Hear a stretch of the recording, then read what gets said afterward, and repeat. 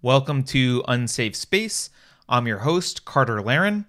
You can follow the show on Twitter at unsafeshow. You can go to unsafeshow.com. And please like, subscribe, share our videos at our YouTube channel, which is youtube.com/unsafespace. You can also find us on your favorite podcast app. Just search for Unsafe Space.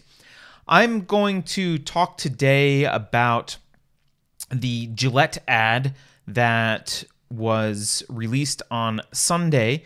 This is another example of me I'm going to read an article that I wrote. I wrote a short article about this. If you'd rather read the article, just go to unsafeshow.com, read the article, and be done.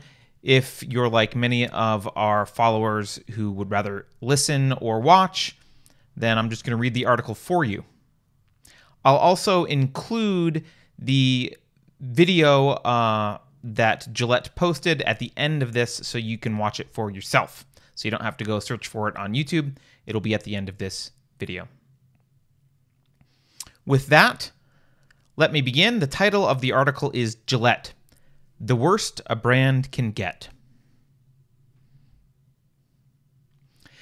The idea that company executives in charge of a popular brand would systematically and voluntarily sabotage that brand may seem inconceivable to the average shareholder, but it's a real and growing threat as power-hungry social justice crusaders continue to gain cultural acceptance and infiltrate corporate structures. The latest brand to show outward signs of this moral cancer? Gillette. On Sunday, the Procter & Gamble-owned brand of men's razors revealed its new The Best Men Can Be initiative, a benign-sounding twist on the company's decades-old The Best a Man Can Get tagline. To introduce the program, Gillette released a 2-minute commercial, which it pretentiously referred to as a short film. And while the company's description of the initiative itself reads like many similar efforts at corporate philanthropy, the language and attitude of the short film exposed something unusually grotesque about Gillette. Its executives harbor an utter contempt for their own customers. And their customers noticed. As of press time, the video has received 10 times the number of dislikes than likes on YouTube, so much so that the company has been vigilantly and repeatedly deleting top comments, which included sarcastic jabs such as, Gillette, the best a cisgender boy can get, and, my wife's boyfriend loved this, thank you. To many men, Gillette's short film produces a visceral sort of seething indignation. The video is titled We Believe, The Best Men Can Be, which at first didn't seem like a nod to the anti-male believe women mania, but after watching it, I wasn't so sure. The film opens with men staring at themselves in the mirror, consumed in stern, self-reflective contemplation as audio clips from what sound like news broadcasts play in the background. First, we hear the word bullying, followed by the phrase, the Me Too movement against sexual harassment, and finally, toxic masculinity. The narrator asks, is this the best a man can get? At this point, I heard the words, fuck you, escape my lips involuntarily. But I'm sure that was just my toxic masculinity speaking. But Gillette wasn't done. Before lecturing us men on how we really should make more of an effort to be decent human beings, they needed to make sure we had a clear understanding of how Gillette sees us now. A baseline, so to speak, so that our Cro-Magnon brains would have a point of reference for measuring improvement. So, here's the essence of masculinity, according to Gillette. Men are bullies, we're sexist jerks, and, if I understood the implication of one scene, we shoot up schools full of innocent children. To make matters worse, apparently teenage boys enjoy watching television shows in which women wear bikinis. But, as the narrator warns, we men had better cut it out because, quote, something has finally changed.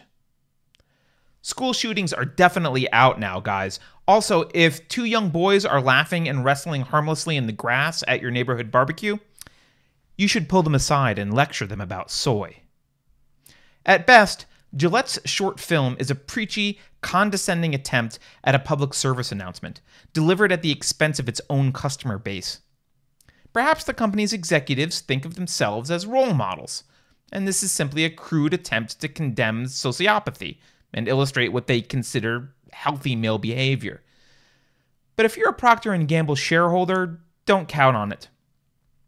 More probably, this is just another example of social justice convergence, a term derived from John Stuart Mill's 1861 book Utilitarianism and recently coined by conservative author Vox Day to explain how social justice warriors invade organizations, usually through the Human Resources Department or some other oft-ignored ancillary function, and proceed to usurp the corporate agenda for their own purposes, which are almost always at odds with the health of the business. Day describes the inevitably corrupting influence of this infiltration as the, quote, impossibility of SJW convergence principle, which is that, quote, the more an institution converges toward the highest abstract standard of social and distributive justice, the less it is able to perform its primary function. In other words, thanks for the lesson, Gillette. I'm joining Dollar Shave Club. Are the blades any good? No. Our blades are f***ing great. Thanks for watching. Here's the video I promised of Gillette's, quote, short film.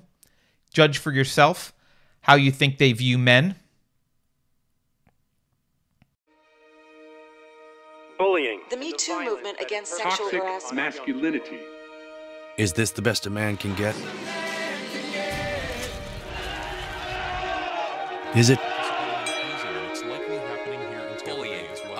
We can't hide from it. Sexual harassment is taking over. It's been going on far too long. We can't laugh it off. Who's the daddy? What I actually think she's trying to say. Making the same old excuses. Boys will be boys. Boys will be boys. Boys will be boys. But something finally changed. Allegations regarding sexual assault and sexual harassment. But she says And there will be no going back. Because we believe in the best in men. Men need to hold other men accountable. Smile, sweetie. Come on. To say the right thing. To act the right way. Bro, not cool, not cool. Some already are. In ways big Yo, men, we're acting like we're gonna shake it. and small. I am strong. But some is not enough. It's not how we treat each other, okay? Okay. Because the boys watching today will be the men of tomorrow.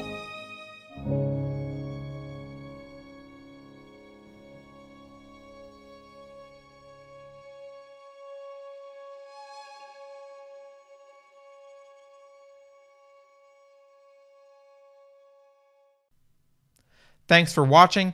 If you'd like to hear a further discussion about this topic, please join us this Thursday at 11 a.m. Pacific for our Deprogrammed show.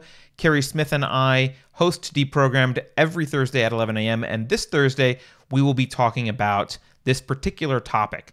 So join us here on YouTube for that. Please like, subscribe, share the show. Anything you can do to help us out would be much appreciated. So thank you again for watching, and we'll see you next time.